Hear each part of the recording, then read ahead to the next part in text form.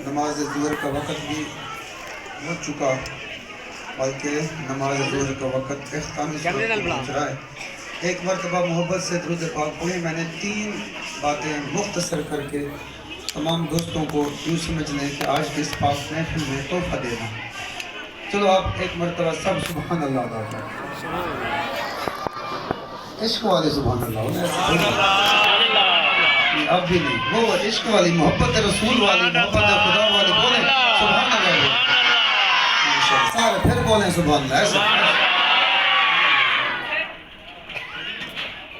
جس طرح پروگرام آپ نے سجایا، جو اسٹیج پہ لکھا ہوا نظر بھی آ رہا ہے، ماشاءاللہ رضوان سے اور اس کی پوری ٹیم سے یہی امید تھی، جب سے یہ صحبت میں رہ رہا ہے تو اس سے اس چیز کا ہونا ضروری تھا۔ پہلی بات، مائیں بھی سن لیں، باپ بھی سن لیں، بالخصوص مائیں سنیں اور باپ بھی سنیں، توجہ سے، توجہ چاہیے مجھے۔ ماں کی گود پہلا مدرسہ ہے، باپ کی بات یہ پہلے استاد کا درجہ رکھتی ہے۔ اس پر میرے پاس بہت کچھ درد موجود ہے۔ اس مختصر وقت میں آج کی ماں کو اور آج کے باپ کو اتنا پیغام دیتا ہوں، جتنا کچھ آپ جانتے ہیں اپنے بچوں کو رسول اللہ کی تعریف سنائیں۔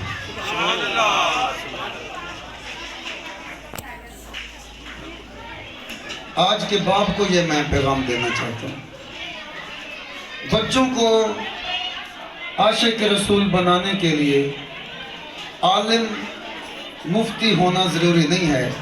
رسول اللہ کا عاشق ہو جائے، چاہے ان پڑھ ہو، وہ حضور کی میٹھی میٹھی باتیں سناتا رہے۔ 15 سال تک بچہ ماں اور باپ کی باتیں سنتا ہے، 15 سال باپ اپنے نبی کی تعریف سنائے تو انشاءاللہ بچہ عاشق رسول ہو جائے۔ پہلی بات یہ آپ کی ذمہ داری ہے، جب ماں اور باپ بچے کو اللہ کی تعریف، نبی پاک کی تعریف، علی پاک کی تعریف، غوث اعظم کی تعریف، داتا صاحب کی تعریف اپنی سادی زبان سے سناتے رہیں گے تو انشاءاللہ 15 سال تک بچہ جو ہے ایک بہترین عاشق رسول اور بندہ خدا کا تیار ہو جائے گا۔ دوسری بات، یہ جو معاشرتی تعلیم ہے، اس کو بعض لوگ دین سے الگ بیان کرتے ہیں۔ کیا کہتے ہیں؟ دنیاوی تعلیم اور دینی تعلیم ایک الگ سے دیوار بنا دیتے ہیں کہ سننے والا یہ سمجھتا ہے کہ دینی تعلیم جو ہے وہ قرآن پاک ہے اور حدیث ہے، دنیاوی تعلیم جو ہے وہ معاشرتی علوم ہے، سائنس ہے، انگلش میتھ ہے۔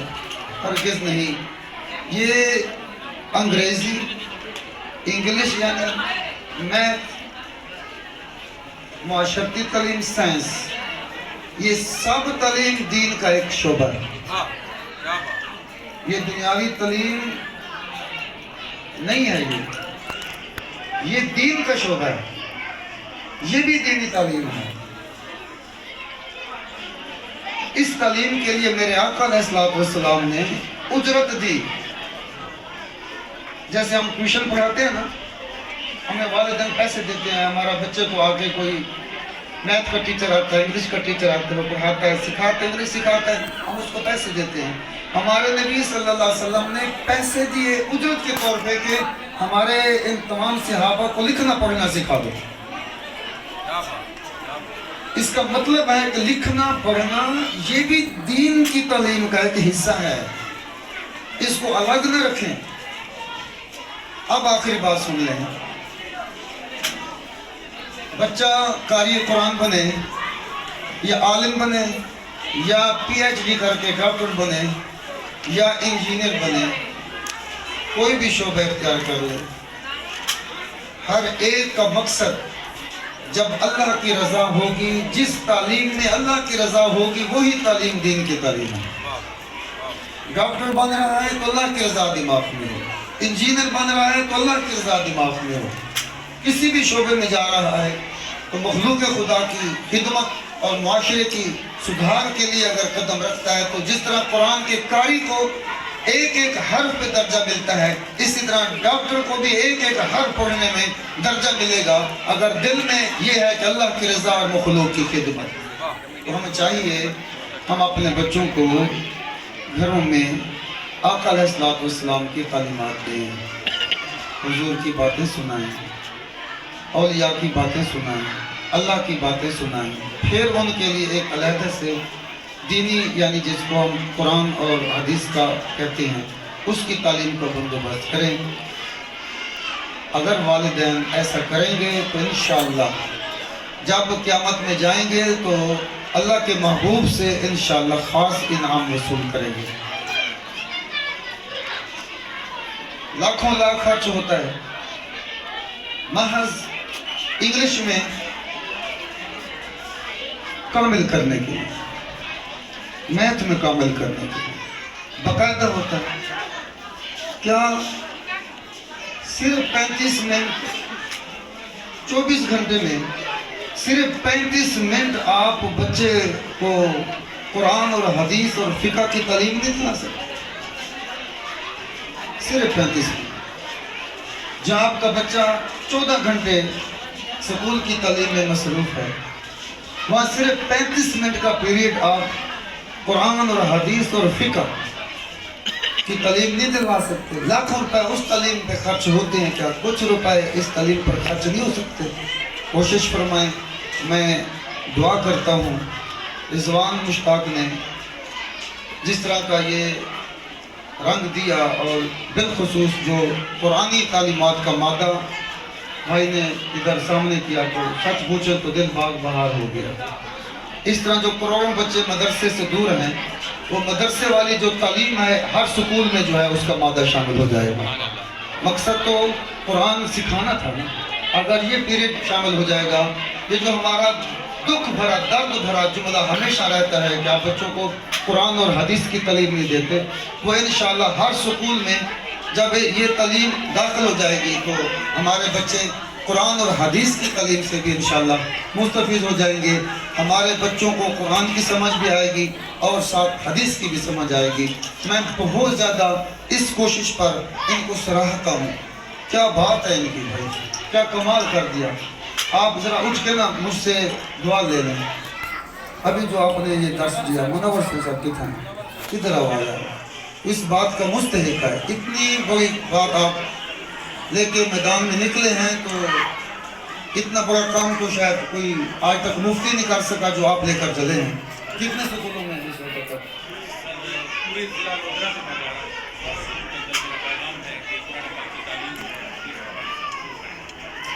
اس بھائی کے لیے تمام ہاتھ اٹھا کے سبحان اللہ سبحان اللہ۔ یہ میری طرف سے تو آپ کو ایک ہے محبت کا پیغام۔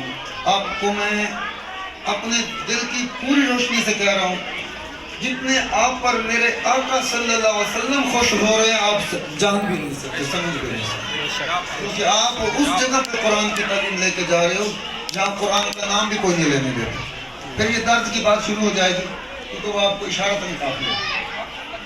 قرآن کا نام بھی کوئی نہیں لیتا سکولوں میں، نہ جانے کس کھیت میں یہ پل پڑ گئے۔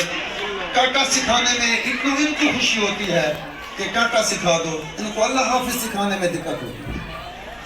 یہ حالت ہوگی نا ہماری۔ کاٹا بچہ بول دے کاٹا کہہ دو، بچہ چھوٹا سا ہاتھ میں پورا قبیلہ وہ خوش رہے گا، اب ہمارے بچے نے تو تیر مار لیا ہے، وہ کاٹا کہہ رہا ہے۔ کاٹا کی بجائے اللہ حافظ نہیں سکھا سکتے۔ ایسے ماحول میں آپ قرآن لے کے آ گئے، سارے بولو نا سبحان اللہ۔ پھر میں ایسے ماحول میں آپ قرآن لے کے آ گئے تو انشاءاللہ جو ہے نا یہ قرآن سمجھے گا تو انشاءاللہ یہ اللہ اللہ کرے گا۔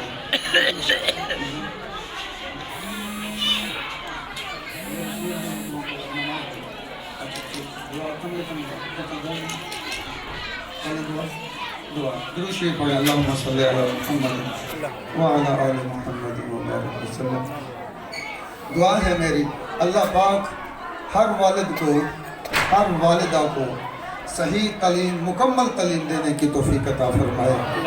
اللہ تعالیٰ اپنے محبوب کے صدقے میں ہر والدہ کی گود میں عشق رسول پلے پڑے جوان ہو جائے، ہر والد رسول اللہ کی تعریف اور نبی پاک کے آل کی تعریف اولیاء کی تعریف کرے اور بچوں کو بنیادی تعلیم سے مستفیض کرے۔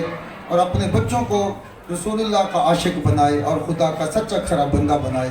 اس کے ساتھ ساتھ جو ہے ڈاکٹر، انجینئر، فوجی، جو بھی مقدر ہے بچہ جس سمت چلتا ہے، اللہ تعالیٰ ان کو کامیابی عطا فرمائے۔